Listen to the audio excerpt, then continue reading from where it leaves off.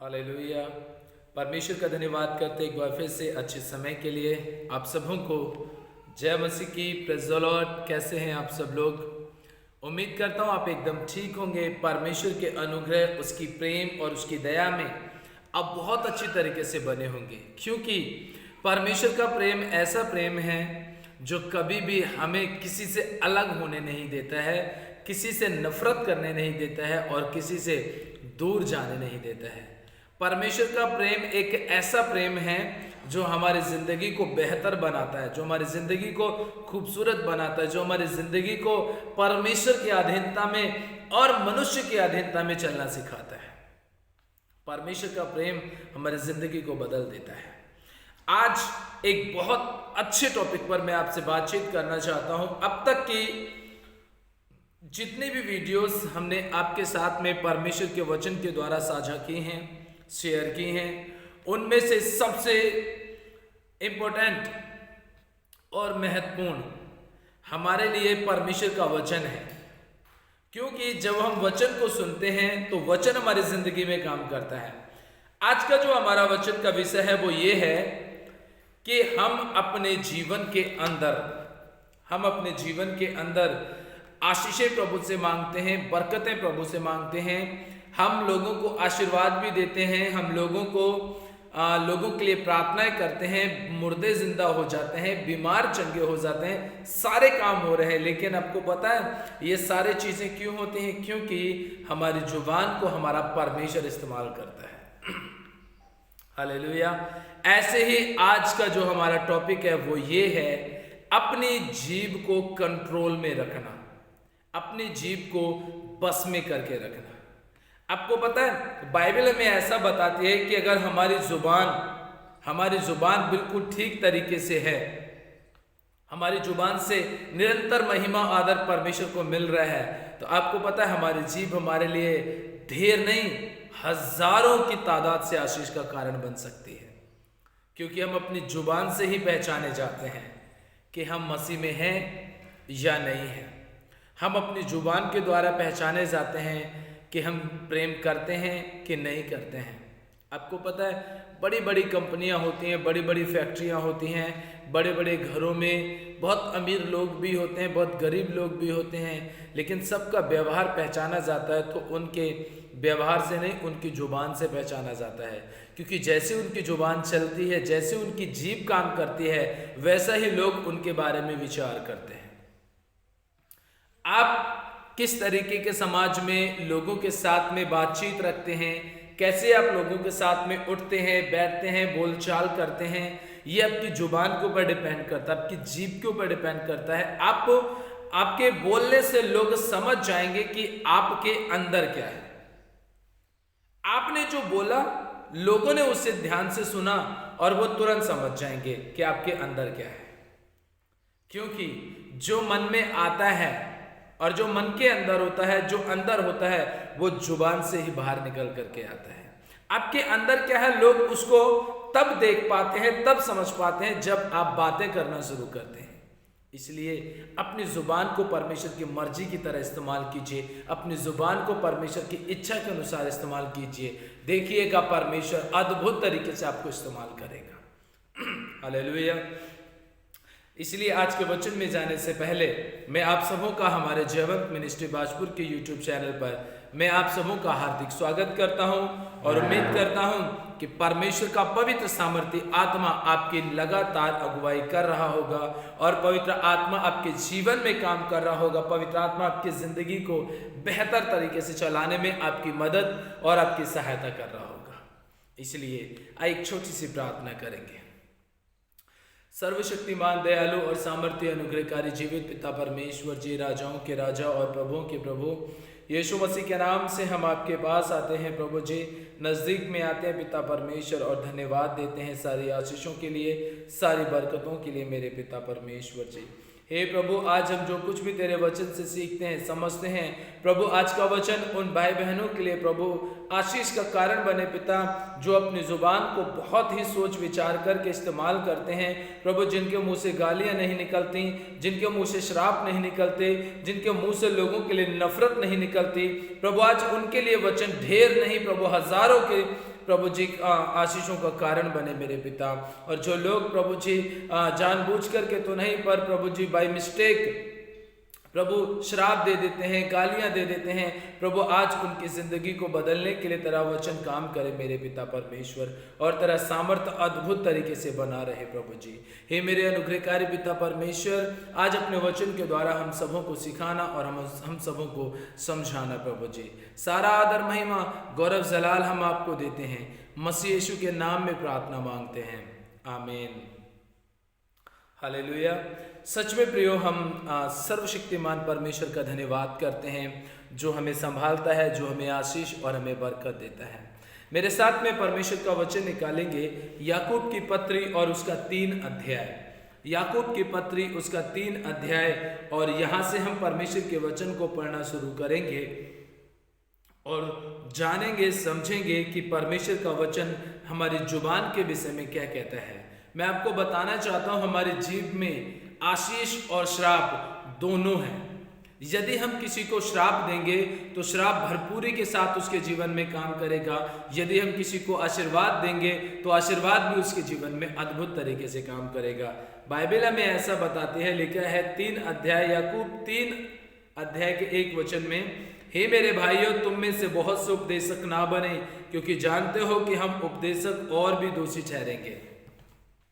परमेश्वर का दास और प्रभु यीशु मसीह का भाई याकूब इस विषय में कहते हैं कि हे मेरे भाइयों, हम में से बहुत सारे लोग उपदेशक ना बने, प्रचारक ना बने, प्रचार करने वाले, शिक्षा देने वाले, टीचिंग करने वाले और भविष्यवाणियां करने वाले ना बने। क्यों? क्योंकि हम सब अच्छी तरीके से जानते हैं कि जब परमेश्वर न्याय करना शुरू करेगा तो पहले उनसे स्टार्टिंग करेगा जिन्होंने परमेश्वर के वचन को प्रचार किया है।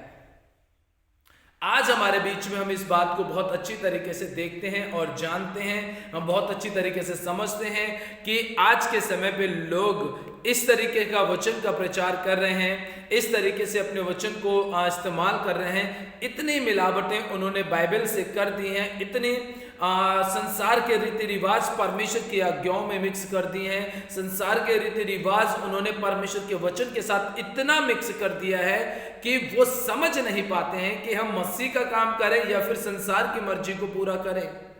और इन सभी चीजों को पूरा करने के पीछे सिर्फ एक मकसद है, और वो है अपनी पेट की सेवा करना। इसीलिए प्रभु यीशु मसीह का भाई इस बात को बताते हैं, कहते हैं याकूब यहाँ पर कि हम में से बहुत से उपदेशक ना बने। क्यों? क्योंकि हम परमेश्वर के वचन को लोगों तक पहुंचा रहे हैं। जो शिक्षा हम लोगों को दे रहे हैं वही शिक्षा लोग मान करके अपने जीवन में परमेश्वर के साथ चलते हैं। यदि हम अपनी पेट की सेवा के लिए मसीह के वचन के साथ मिलावट करेंगे तो लोग वैसा ही चलेंगे, और जब न्याय किया जाएगा तो शायद वो तो बच सकते हैं लेकिन आप और मैं नहीं बच पाएंगे। इसीलिए प्रभु का वचन कहता है कि बहुत से उपदेशक ना बने, क्योंकि इसी जीव के द्वारा आप लोगों को वचन की शिक्षा देते रहते हैं। हम सिर्फ मैं पास्टर प्रचारक या उनकी बात नहीं कर रहा, अध्यक्ष की बात नहीं कर रहा, प्रॉफिट्स की बात नहीं कर रहा, मैं किसी की बात नहीं कर रहा। मैं हर एक उस व्यक्ति के लिए बात करना चाहता हूं जो दूसरों तक परमेश्वर का वचन पहुंचा रहा है, इस जुबान को परमेश्वर की महिमा के लिए इस्तेमाल कर रहा है, दूसरों तक परमेश्वर के वचन को पूरी तरीके से पहुंचा रहा है। मैं हर एक उस उपदेशक की बात करना चाहता हूं। जरूरी नहीं है कि पास्टर से अच्छे काम विश्वासी कर जाते हैं। क्यों? क्योंकि उनको ये पता है कि हमारा परमेश्वर हमसे ये चाहता है कि हम उसके सुसमाचार का प्रचार करें। ऐसे ही लिखा है कि हम में से बहुत से उपदेशक ना बने, क्योंकि हम सबसे ज्यादा दोषी ठहरेंगे। हमारी शिक्षा हमारे जुबान के ऊपर निर्भर है कि हमने कैसी जुबान से और किस तरीके की शिक्षा लोगों तक पहुंचाई है। इसीलिए आगे परमेश्वर का वचन कहता है, लिखा है, जब हमने अपने बस में करने के लिए घोड़ों के मुंह में लगाम लगाते हैं तो हम उनकी सारी देह को भी घुमा सकते हैं। हम घोड़ों के मुंह में लगाम इसीलिए लगाते हैं ताकि वो ज्यादा स्पीड से ना भागें, उन्हें लेफ्ट लेकर के जाना है, उन्हें राइट लेकर के जाना है, उस लगाम के माध्यम से हम उसे लेकर के चले जा सकते हैं। मतलब एक जानवर को तो हम अपने कब्जे में कर सकते हैं, एक जानवर को अपने कब्जे में करके हम अपनी मर्जी के अनुसार उसे चला सकते हैं, लेकिन जो छोटा सा अंग, जो जीव हमारे अंदर खुद की है, हम उसे कंट्रोल नहीं कर पाते, उसे अपने बस में नहीं कर पाते। हमने शेर, हाथी, चीता, जानवर, बड़े बड़े भयानक जो जंगल के राजा महाराजा कहलाए जाते हैं, जो जंगल के सबसे ज्यादा खतरनाक शिकारी कहलाए जाते हैं, आज हमने उनको बस में कर लिया है, उनको अपना गुलाम बना लिया है, उनको हमने कैद कर लिया है, हमने उनको पिंजरे में कर दिया है, हमने उनको पूरी तरीके से ऐसी जगहों में रख दिया, सर्कसों में ले जाकर के हमने भर्ती करा दिया है। लेकिन इस जुबान को हमने अभी तक अपने कंट्रोल में नहीं किया है। क्यों नहीं किया है? क्योंकि हम इसे करना जानते ही नहीं है। हम सिर्फ बोलना, बक बक बक बक बक बक करना जानते हैं, लेकिन इसे कंट्रोल करना नहीं जानते। लेकिन जिस किसी व्यक्ति ने भी अपनी जुबान को कंट्रोल कर लिया, आपको एक बात बता देना चाहता हूं, जिस व्यक्ति ने अपनी जुबान को कंट्रोल कर लिया, उसने ये सोच लीजिए कि पूरी तरीके से परमेश्वर के राज्य को अपने अंदर समा लिया, पूरी बाइबल को उसने अपने अंदर समा लिया। क्यों? क्योंकि जिसने जुबान कंट्रोल कर ली, उसने एक हिसाब से नहीं बल्कि मेरे हिसाब से और परमेश्वर के वचन के हिसाब से उसने स्वर्गीय वस्तुओं का स्वाद चख लिया।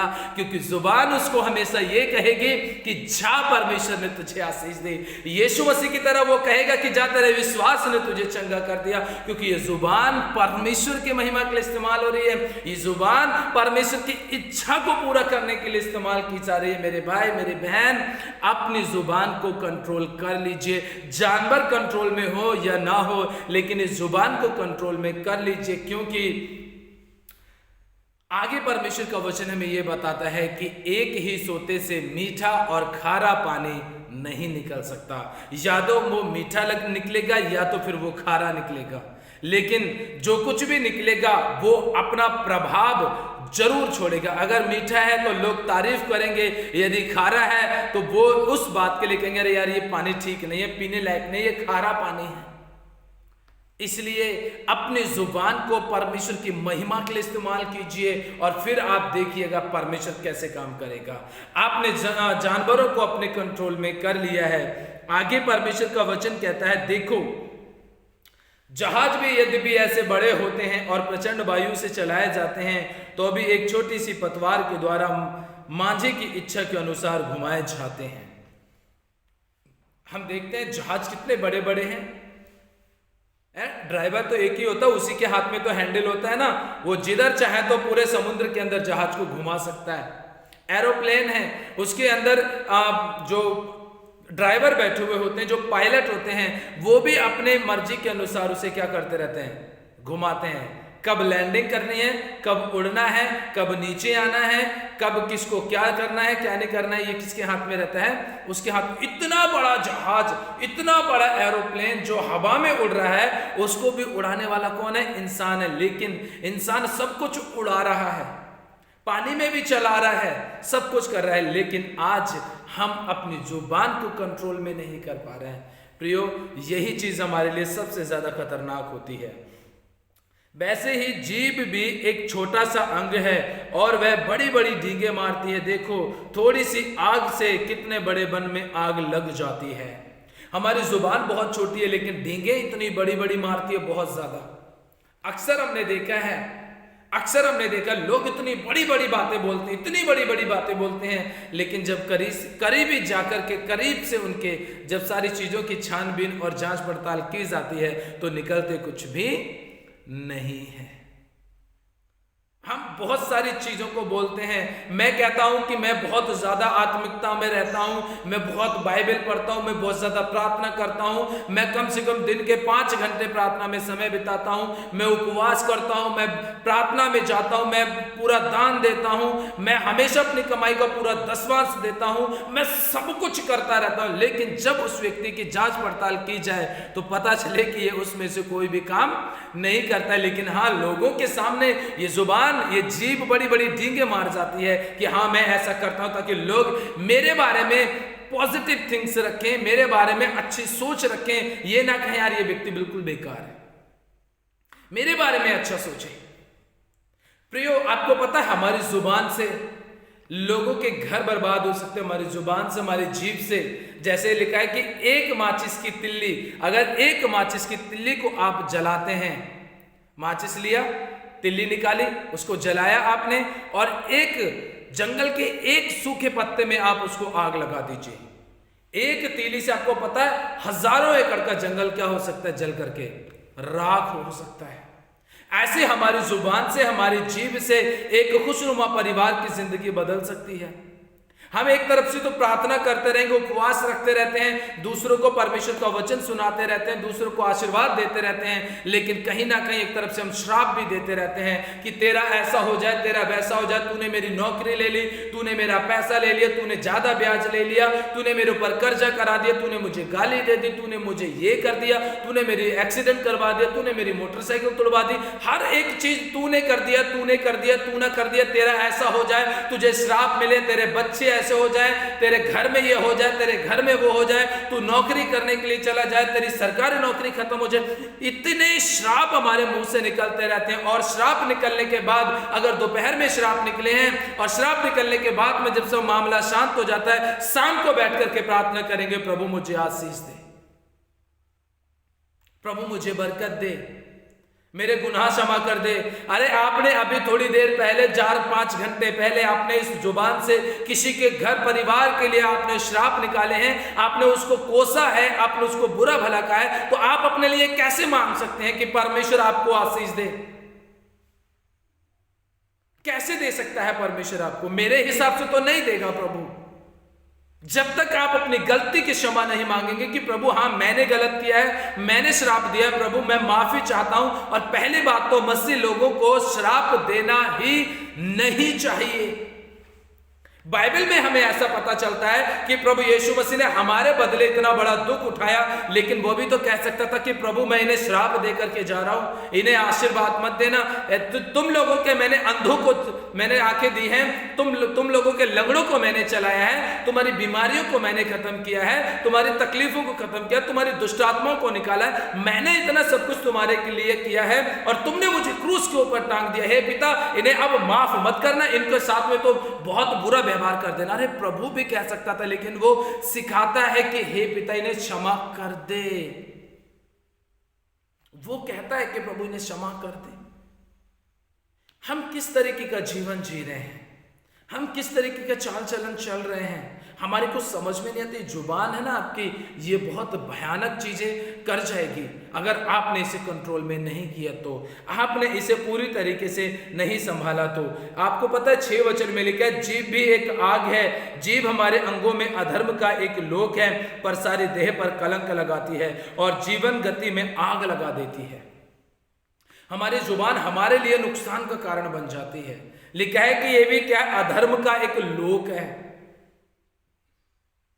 हम इस जोक के द्वारा कितनी कितनी बातें बोल जाते हैं। आपको पता है जब किसी घर में शादी होती है, शादी होकर के दुल्हन जब वापस लौट करके आती है, तो उस समय पर लोग क्या कहते हैं? जब किसी की शादी हुई और शादी होकर के घर में जब हमारे बहू आती है, तो अक्सर वो जब बड़े बुजुर्गों के और सबके पैर छूती है, तो लोग उसे क्या आशीर्वाद देते हैं? फूलो फलो और पृथ्वी में भर जाओ, यह कहेंगे दूधो फलो पूतो न हो। मतलब परपोते तक की आशीर्वाद उसे दे दिया गया। पता है क्यों देते हैं हम ये सोचते हैं कि आशीर्वाद इसके जीवन में पूरा होगा। हम में से कितने लोग हैं ये कहते हैं कि नहीं, आज तेरा ऐसा नुकसान हो जाए, तू घर में आई है, तू विधवा हो जाए, तो कुछ इस तरीके के शब्द हम इस्तेमाल करते नहीं, क्योंकि हमें पता है ना वो पूरा होंगे। ऐसे मौके पर हम उसको आशीर्वाद देते हैं, और वही रिश्ता 2 साल पुराना हो जाए तो वहीं पर श्राप पे श्राप, श्राप पे श्राप। अरे जब से तू हमारे घर आई है तब से ऐसा हो गया, वैसा हो गया, जब से तूने हमारे घर में कदम रख दिया ऐसा हो गया, वैसा हो गया। अरे उस समय पर आप आशीर्वाद दे रहे थे, 2 साल बाद ऐसा क्या हुआ? क्यों बदल जाते हैं इंसान? क्यों इन सारी चीज़ों को सोचते विचार करते हैं? मेरे प्रियो, अपनी जुबान को, अपनी जीभ को संभालिए, कहीं ये आपके लिए, आपको नरक में ले जाने का कारण ना बन जाए। प्रभु के साथ चलिए, अपनी ज़ुबान को परमेश्वर की मर्जी के लिए इस्तेमाल कीजिए, प्रभु की इच्छा के लिए इस्तेमाल कीजिए। परमेश्वर आपको आशीष देना शुरू कर देगा। इसलिए प्रभु के साथ बने रहिए, अपनी ज़ुबान को परमेश्वर की महिमा के लिए इस्तेमाल कीजिए। प्रभु आप सबों को आशीष दे इस वचन के द्वारा, आमीन। खुदावंद यीशु प्रभु, सच में तू दया करना, अनुग्रह करना पिता परमेश्वर, और अपने सभी बच्चों को आशीष और बरकत देना और अपनी आत्मा से इन्हें परिपूर्ण करके चलाना, ताकि तेरी इच्छा और तेरी मर्जी बहुतायत के द्वारा होने पाए। प्रभु यीशु मसीह के नाम में, आमीन। हालेलुया। सच में प्रियो, अपनी ज़ुबान को परमेश्वर की इच्छा के अनुसार चलाइए, प्रभु की मर्जी को पूरा कीजिए, ताकि आपके जीवन में परमेश्वर का काम और परमेश्वर का राज्य बढ़ता चला जाए। अपनी जीभ के द्वारा यहोवा की बड़ाई कीजिए। प्रभु आप सबों को आशीष दे। अपना और अपने परिवार का ध्यान रखें। हमारे चैनल को जयवंत मिनिस्ट्री बाजपुर के यूट्यूब चैनल को लाइक करें, शेयर करें, कमेंट करें, सब्सक्राइब करें और बेल आइकॉन के बटन को प्रेस करें। तब तक के लिए अपना अपने परिवार का ध्यान रखें। सभी को जय मसीह की।